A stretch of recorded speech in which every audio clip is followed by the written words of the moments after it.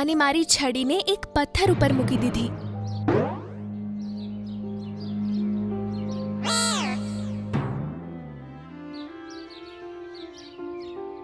ત્યારે જ એક વાંદરો આવ્યો અને મારી છડી ઉપાડી ગયો. અરે વાહ, મને પરીની લાકડી મળી ગઈ. વાંદરા ભાઈ, હું તમારી બધી જ ઈચ્છા પૂરી કરીશ.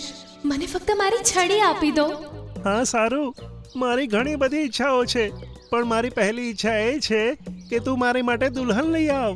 આ જંગલમાં એક પણ વાંદરી નથી, તેથી બીજી પ્રજાતિ સાથે લગ્ન કરવા તૈયાર છું.